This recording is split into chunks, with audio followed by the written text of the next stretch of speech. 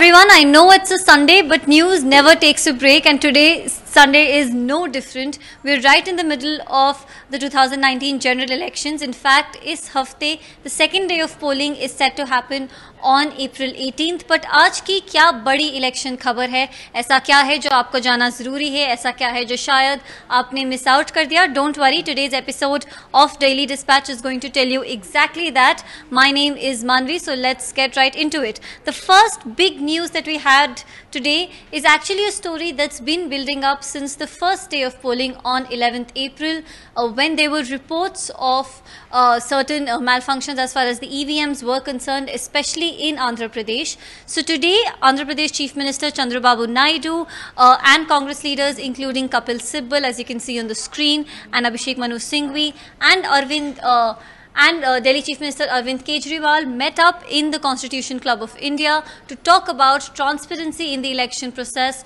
and the protection of voters' right. After they had the meeting in the Constitution Club of India, they came out and did a press conference. उस press conference में उन्होंने कहा और उनकी demand थी कि वो चाहते हैं Election Commission of India वापस paper ballots पे चले जाए. वापस there should be, they said they want a paper trail for every voting, and that they want 50% of the EVM machines, जो अभी 50% of EVM machines elections में use होती है, उसको एक paper trail से भी corroborate किया जाए. I will show you some visuals that we have on the Quint's website. The story, of course, you can find on the Quint's website about what was said. Here you can see Chandrababu Naidu saying that a paper trail is indispensable for EVMs and the confidence of the voter can only be restored through paper trail machines. The sentiment was also echoed by Arvind Kejriwal as well as Abhishek Manu Singhvi. What I will do now, ताकि अगर आपको थोड़ा ज़्यादा इसके बारे में एक sense मिले, is play a video from the Constitution Club of India, where the press conference was held. Here's the video.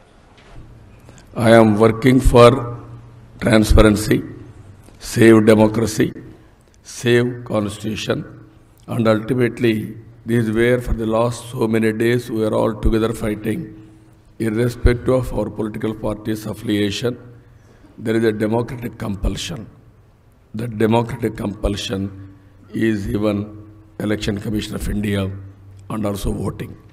If you see here, so many countries, 191 countries, only 18 countries, that too underdeveloped and small countries, they have gone for EVMs. So that was the press conference that Andhra Pradesh Chief Minister Chandrababu Naidu along with AAP and Congress did today. But this is not the first time that Chandrababu Naidu has written to the Election Commission of India. In fact, just a few days earlier, they had written, TDP had written a letter to the Election Commission of India asking for alleging basically that it is avoiding the faulty EVM issues after reports of faulty electronic voting machines disrupting the polling process in Andhra Pradesh came out on 11th April. And this letter that was written actually came up with an interesting conflict between TDP and ECI. Once TDP wrote a letter to the Election Commission of India, the Election Commission of India responded by saying that they did not like they were offended by the fact that one person in the delegation of TDP that had gone to meet the Election Commission of India had a criminal record. Now, what was this criminal record? This criminal record was that in 2010, this particular person that was being spoken about, it was alleged that he had in fact stolen an EVM in 2010. I will now try and attempt to show you if there seems to be some problem. Right. Oh, we're back. Right, so this Hari Prasad, a member of TDP's chosen delegate, had been arrested in 2010 on charges of EVM theft. If I can ask Sumit to just come a little closer, that the Election Commission in its letter had stated that when Naidu had visited, he was accompanied by Hari Prasad, who repeatedly raised various technical issues regarding the functioning of EVMs and had claimed that he had technical expertise in the field, but he also allegedly stole an EVM to do that in 2010. The TDP has responded that the Election Commission faulty EVMs के मुद्दे को address करने के बजाय ये बात कर रहा है और ये issue ला रहा है, and in fact it says that the Election Commission of India is possibly avoiding the EVM issue. क्या ईवीएम्स पे क्या ये ईवीएम्स का मुद्दा और भी चलेगा? क्या election commission of India paper ballots पे कोई डिसीजन लेगा? We don't know yet, but we will be tracking this story. It will be interesting to see what happens with EVMs when we look at the second phase of polling which is on the 18th of April. But सिर्फ EVMs की ही बात नहीं हो रही है. In fact जैसा हमने 11th April को भी देखा, there were reports of people's names being missing from the voters list. जो रजिस्टर्ड वोटर्स थे, जब वो पोलिंग बूथ पहुंचे तो उन्हें पता चला कि उनका नाम वोटर्स लिस्ट में नहीं है. ऐसा ही एक voter is in fact a very well known name that you and I both admire and have seen him play cricket for a very long time. That is Rahul Dravid.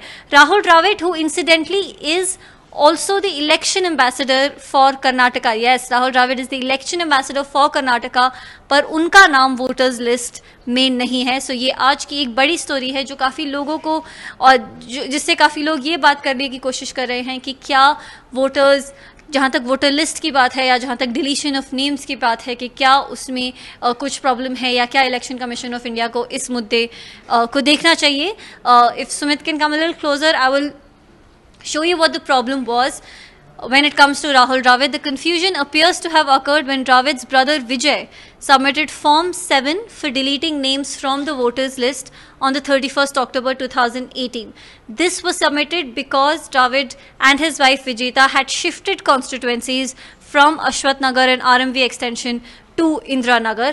What now seems to be the problem is that after shifting the constituencies, Rahul Dravid's name is not there on the voters list in his new constituency of Indranagar. This is an interesting story which we will be tracking apart from other stories where we are looking exactly कि voters names का deletion किस प्रकार हो रहा है या कौन से रिपोर्ट्स आ रहे हैं. If you also have certain reports like this, अगर आपका नेम वोटर्स लिस्ट पे 2014 में था या पहले इलेक्शन में था और अब नहीं है और आपको उसके वजह से प्रॉब्लम्स हो रही हैं, तो प्लीज़ या तो आप इस यूट्यूब लाइव पे कमेंट कर सकते हैं या वैसे द क्विंट को लिख सकते हैं, and we will make sure that we cover that story. और आज इलेक्शंस में क्या हुआ, जैसे मैं कह रही थी कि संडे को न्यूज़ तो नहीं रुकती. So there are in fact a lot of very interesting things that have happened today as far as the elections have concern. Prime minister Modi has done 3 rallies today, one in Kathua as well as 2 other rallies, but something he said in Kathua is causing a little bit of a controversy. पहले आप ये video देखिए कि prime minister Modi ने आज Kathua rally में क्या कहा. साथियों, बीते कुछ दिनों में आपने भी देखा कि किस तरह कांग्रेस, नेशनल कॉन्फ्रेंस और पीडीपी की महामिलावट पूरी तरह से एक्सपोज हो गई है, खुलकर के सामने आ गई है. भाई और बहनों, बरसों से जो इनके मन में था, जो वो चाहते थे, चोरी छिपे जिसके लिए काम कर रहे थे, वो अब खुलेआम सामने आ गया है. आप देख रहे हैं ना, आए दिन ये जम्मू कश्मीर को भारत से अलग करने की धमकी दे रहे हैं, खून खराबे की धमकी दे रहे हैं, यहां अलग प्रधानमंत्री बनाने की धमकी दे रहे हैं. ये पहले पाकिस्तान भी न्यूक्लियर करके धमकाता रहता था. तो ये जो कमेंट आपने देखा प्राइम मिनिस्टर मोदी का, जो उन्होंने कथुआ रैली में बोला, has generated a lot of political reactions including from Mehbooba Mufti and Omar Abdullah. Mehbooba Mufti has in fact tweeted, and if I can ask Sumit to just come a little closer, she has tweeted that why does Prime Minister bash political families before the elections and then sends his envoys to stitch alliances with the very same party? Why do they choose power over Article 370 then? BJP, with its noxious agenda of banishing Muslims and minorities, wants to divide India. Prime Minister Modi had in fact said that both Abdullah and Mufti family, obviously a comment on Umar Abdullah, Farooq Abdullah, and going further back even Sheikh Abdullah and Mehbooba Mufti's family were responsible for ruining generations in Jammu and Kashmir. This is what he said in a rally in Kathua in Jammu today. Apart from that, Prime Minister Modi has also done a couple of other rallies. You can find the entire coverage of what he said and what he didn't say only on the Quint. Something else very interesting that has happened today has been campaigning is obviously on in its full steam. We are expecting the second phase of polling to happen this week, and one of the ways in which campaigning is usually done is when you're called up or when star campaigners are called upon, and Hema Malini herself, a star, has called upon the biggest star campaigner that she can think of, which is her husband Dharmendra. So that in fact has been a kafi zabardast election ka tarka that is happening today. Dharmendra has campaigned for Hema Malini today in Mathura, where Hema Malini is fighting for. Hema Malini's, of course, Lok Sabha campaign has been inspiring some jokes and in fact some comments on Twitter. So this is one campaign that will be followed closely, and we are no exception. Priyanka Gandhi is also in Silchar today. This is Priyanka Gandhi's first roadshow outside of Uttar Pradesh, and she is in Silchar to campaign for Sushmita Dev, जो महिला कांग्रेस की head है, और उनके लिए वो campaign करने के लिए सिलचर पहुंची हैं. प्रियंका गांधी ने वहां क्या कहा, अगर आप इंटरेस्टेड हैं तो आप द क्विंट की वेबसाइट पे जा सकते हैं. This is Priyanka Gandhi and Sushmita Dev in Silchar. जैसा कि मैंने कहा कि ये फर्स्ट टाइम है कि प्रियंका गांधी यूपी से बाहर निकलकर कैंपेन कर रही हैं for this 2019 general elections. There is what I'd like to do now is to show you a little bit of a video about, show you a video of Dharmendra campaigning for Hema Malini in Mathura. Take a look. हमारी सरकार, हमारे सरकारी कर्मचारी भारत देश को अपनी मां समझे और भारत देश की उन्नति के लिए जी जान से मेहनत करें. हम भारत को मां कहते हैं. मां समझना भी शुरू कर दो दोस्तों. जिस दिन मां की तरफ कोई आंख उठा के देख लेगा उसकी आंख फोड़ देंगे आप.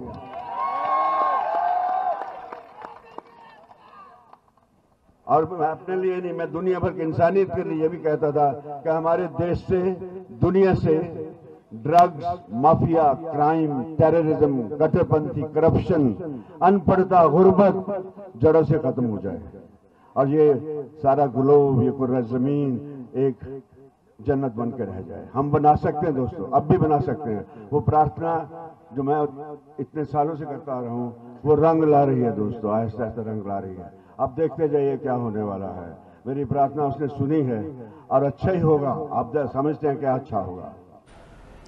तो ये आपने देखा जो कैंपेनिंग धर्मेंद्र हेमा मालिनी के लिए कर रहे हैं. Of course we will be tracking not only Hema Malini's campaign but other things that are said on the campaign trail. एक ऐसी ही चीज़ जो कैंपेन ट्रेल पे बोली गई जो इनफैक्ट बिहार में थोड़ी कंट्रोवर्सी जनरेट कर रही है, वो जब BJP leader and union minister commented and said कि राबड़ी देवी को घूंघट में ही वापस जाना चाहिए. अगर मैं आपको उसकी स्टोरी दिखा सकूँ यहाँ पे on the Quint.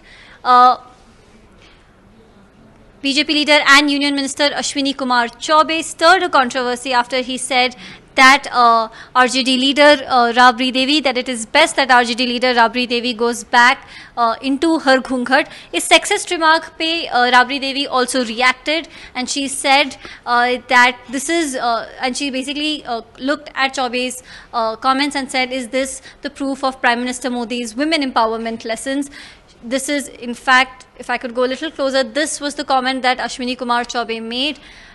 Rabri Devi ji को क्या कहिएगा, वो तो भाभी जी हैं. मैं कहूँगा कि आप घूंघट में ही रहिए तो ज़्यादा है.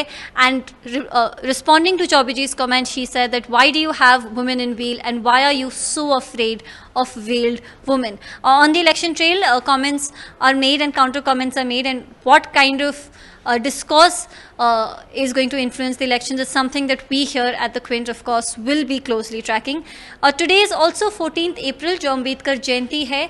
Apart from a slew of 360-degree stories that we have been doing on B.R. Ambedkar and his legacy, my colleague Ishwar, in fact, did a chaupal with Dalit students in Agra, asking him about what, in their understanding, or the influence of B.R. Ambedkar on their lives, and what are the issues which matter most to them in the coming 2019 elections. I have with me Ishwar, who is here on a live. Ishwar, what I want to know from you is, when you spoke to these students in Agra, what did you think were the main issues that they feel are not being listened to or that they feel are important in the upcoming elections? Manvi, the 7 to 8 people that we spoke to in Agra all had one thing in common to say, that it has been 70 years of independence, but we still haven't been able to achieve the idea of Baba Saheb's India, a country where people will not be discriminated against on the basis of their caste. Of course, they had other issues considering employment opportunities and education, but this is the one thing that everybody had in common to say, that it's been so many years after independence, but the outlook of the society towards Dalits hasn't changed much, considering they spoke about the Una attack and how a groom in Rajasthan was attacked for sitting on a horse, a Dalit groom, in his wedding procession just because he sat on a horse. So they want such atrocities to stop against the community, and catching the mood ahead of the elections, most of them had this thing to say that atrocities against the community have increased in the past 5 years, especially since the Modi government took power in the country, and atrocities against Dalits across UP have increased, especially after Yogi Adityanath took charge as the chief minister. When asked who they would vote for, they said they really look inclined towards giving a chance to the SP-BSP RLD Mahagathbandhan. So considering Mayawati is a part of the alliance and Akhilesh Yadav is a youth leader, so the mood that I caught from talking to the 7 to 8 people of the community was that Mahagathbandhan is definitely getting the Dalit votes, at least in Agra, from what I can understand. तो ये था ईश्वर का experience जब वो बात कर रहे थे उन दलित स्टूडेंट से आगरा में अबाउट अंबेडकर और उनकी लेगेसी के बारे में, उनका क्या मायने हैं, और इस पर्टिकुलर इलेक्शन में जहाँ तक प्राइम मिनिस्टर मोदी का सवाल है, उनकी क्या एक्सपेक्टेशंस थी और वो क्या चाहते हैं। अब आप देखिए ये जो वीडियो उन स्टूडेंट्स के नाम जो ये इन्हीं बातों पर डिस्कस कर रहे हैं।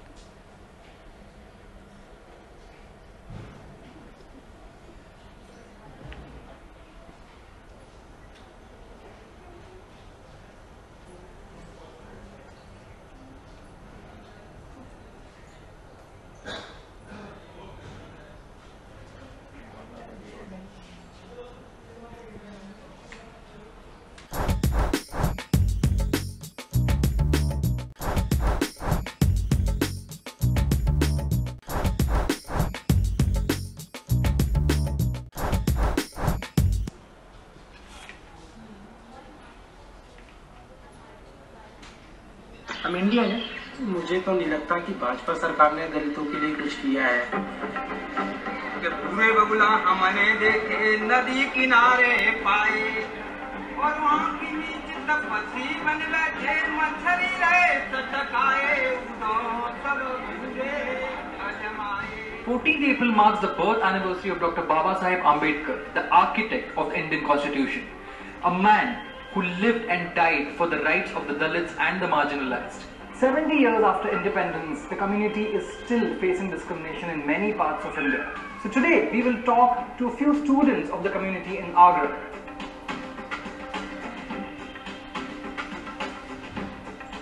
बाबा साहब ने जिस तरह के हिंदुस्तान का संविधान लिखा था, क्या वो हिंदुस्तान 70 साल में पिछले बन पाया है? मेरे मानने में तो बिल्कुल नहीं बन पाया है, क्योंकि बाबा साहब ने सबसे पहला जो संविधान बनाया उसमें सबसे पहले कहा कि समानता होनी चाहिए पूरे देश में। आज तक 70 साल में समानता नहीं, जातिवाद इतना फैला। So this is a clip of the video. You can of course catch the full story only on the Quint. Another interesting story that we have done, that my colleague Khimta Jose has done, is about super PACs in India. Now I'm sure this is a concept that you may have heard about in the US, where super PACs are created to particularly support a political party. But what are the lessons that India can learn from the effects of big money in US politics? Are these political action committees also being a part in India? अगर आपको याद होगा कि कुछ दिन पहले एक story I थी कि नेशन फॉर नामो करके एक political action group is one of the biggest spenders on Facebook. Of course, we also have Prashant किशोर्स IPAC जो पिछले कुछ इलेक्शंस में एक सक्सेस स्टोरी के हिसाब से माने गए हैं. तो इन IPACs का इंडियन इलेक्शन में क्या कॉन्टेक्स्ट है, and what are the lessons that we in India can learn from how political action committees are used in the US politics. I have with me Khemta, who is the reporter who's done this story. Khemta, I wanted to understand from you that what was the one issue that led you to do this story looking at PACs in the Indian context? So the trigger for the story was data from Facebook's official political ads archive, which showed two third-party pages, Nation with Namo and IPAC, that were among the top spenders on Facebook for the month between February and March. Nation with Namo obviously promoting and advertising for PM Modi, and IPAC promoting and advertising for Jagan Reddy of YSR Congress. Now, the two pages combined only spent about 1.5 crore, which is not that much in the larger picture of election expenditure. But the concern is that these super PACs, that using a loophole in the EC's restrictions, can end up spending unlimited amounts in favor of certain candidates. Now, we don't want that to become a huge problem in India the way it has in the US. Thanks so much, Khemta, for that. What is the video that Khemta is talking about? How are PACs going to be used in Indian politics? I will show you a little snippet of that here on the screen. So they can keep legally working with their super PACs and coordinate their messaging. But you know, even if there's genuinely no coordination between candidate and super PAC, it's still a huge amount of money being funneled in to get someone elected. Do you really think companies, unions, or the super rich would spend millions and millions of dollars just out of the goodness of their hearts? No. There's clearly the expectation of a you scratch my back, I scratch yours kind of deal. Even Obama, in 2010, when super PACs were made legal, warned that they would open the floodgates for special interests to spend unlimited amounts. That brings us back to India. Between February and 23rd March 2019, the third-party page Nation with Namo took out 2,254 Facebook ads, spending 1.17 crore, according to Facebook's official political ads data. And IPAC, another third-party group that pushed pro-Jagan Reddy ads, spent over 32 lakh over the same period.